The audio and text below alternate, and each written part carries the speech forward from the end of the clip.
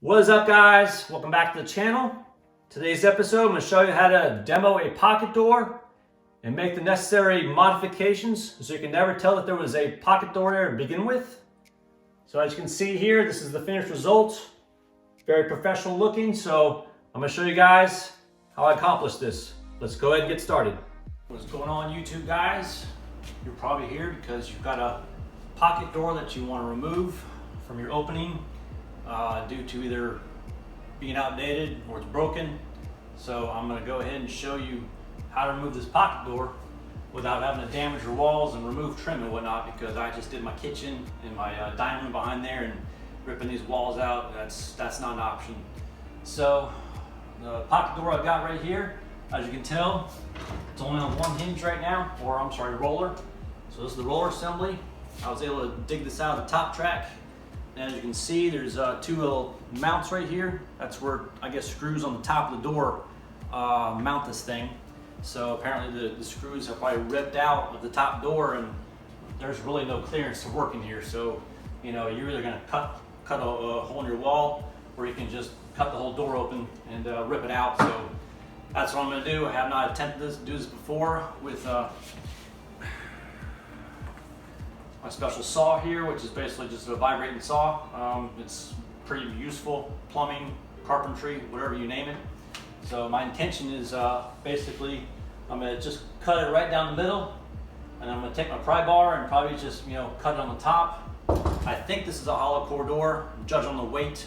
I don't think it's a solid core door. You know, I think there's just basically MDF pieces on the sides and hollow in the center, but, you know, I guess we'll find out depending on how easy this thing's going to cut. So what I'm using here, basically this is a scintillating saw, I believe.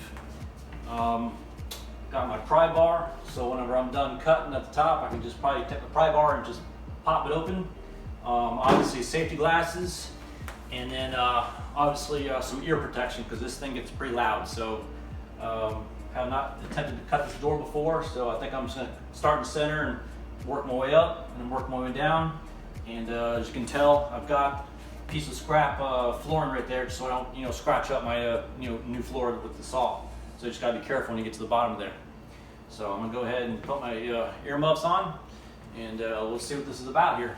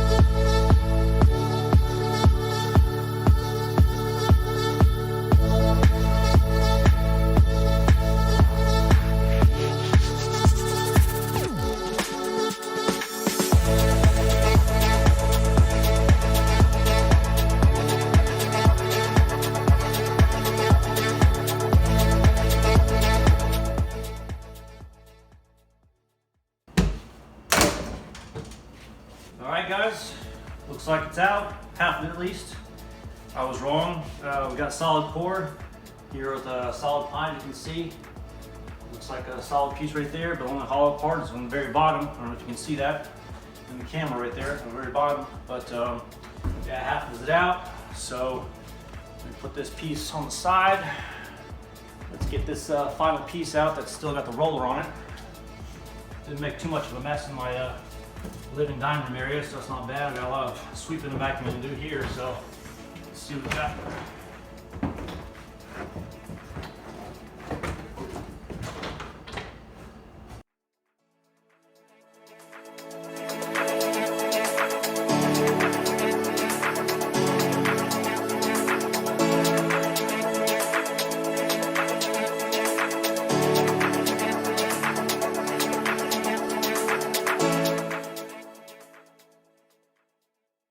right, just have to pull on it. Straight down, obviously you don't want to go, forwards or backwards and damage casing. There's basically a metal track right here. As you can see, the screws are able to pop right out. That's probably what happened initially with the other side, so wasn't able to reattach it. So here's the screws. And I believe this track will just come right on the end. And there's half of it.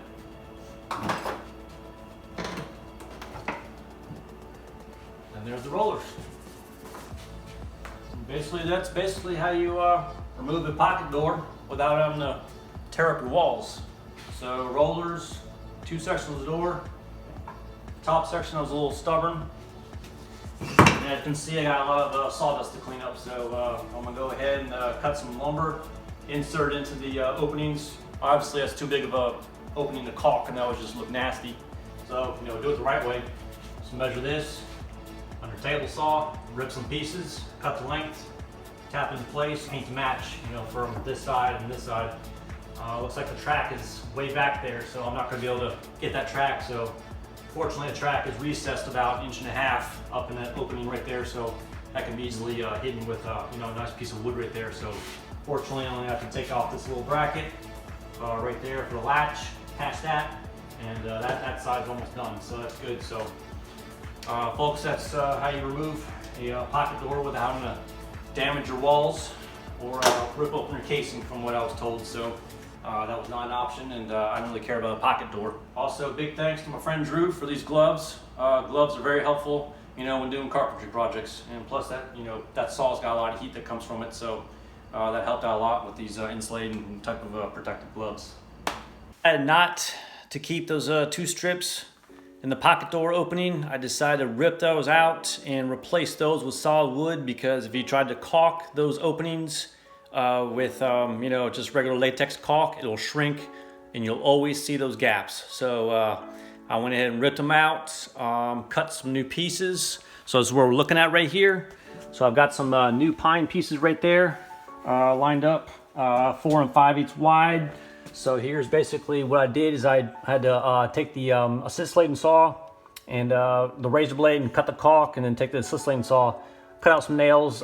Did miss a piece right here, but I've got the piece, I'll re-glue it back in. So this is what we're looking at right here, folks. So just measured the opening in between here, about 4 7/8 I believe it was.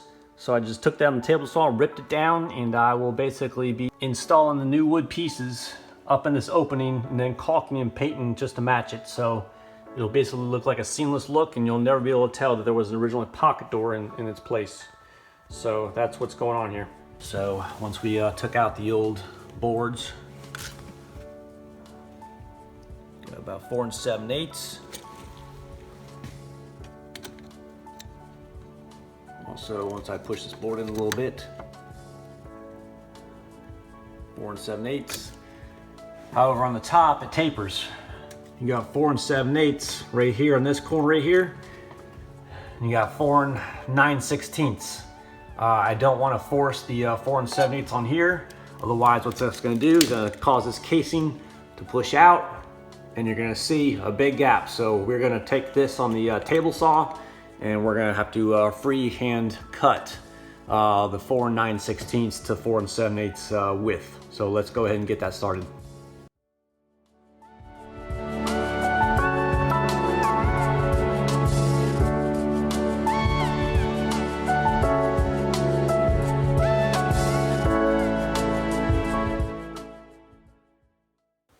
Alright guys, before we go ahead and get these boards mounted in position, I like to knock down these sharp edges of the corners of the board. It makes it a lot easier to sand it while it's off the wall, as opposed to nailed into place. So I've got a block of scrap 2x4 and 180 grit sandpaper, and all I'm going to do is just basically rub this corner and rotate my wrist as I'm sanding the piece of wood right here. And as opposed to having a sharp edge, you got like more of a rounded edge here, so less chance for the wood to get damaged, and it's just looks a lot better when it's nailed in position. So doesn't take too long, and results are pretty good. So that's just a certain step that I like to take, for carpentry.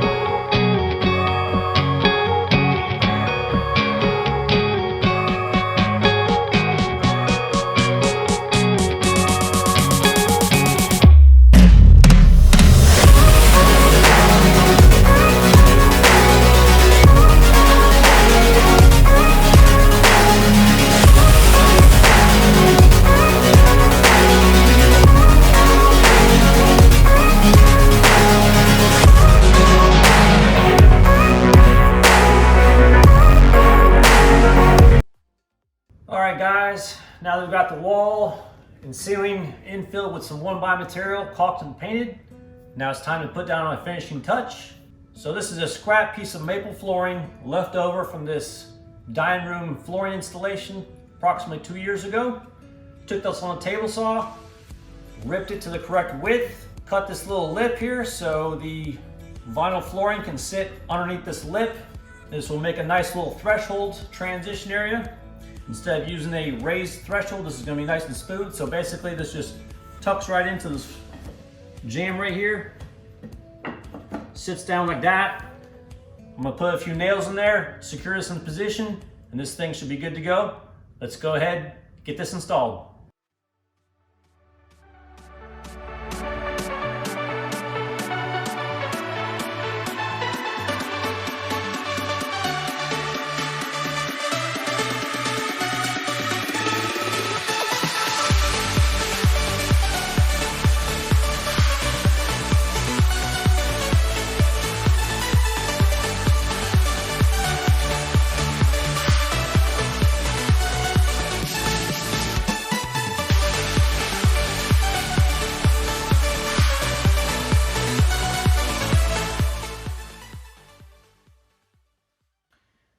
Alright guys, this concludes the video. The pocket door demolition, the old wood trim removal, the new 1x infill, caulking, painting, and the new threshold to finish things off. This thing turned out pretty good, got some professional results. You can never even tell there's a pocket door there. If you guys like this video, please give me a thumbs up. Don't forget to subscribe. Have a great day.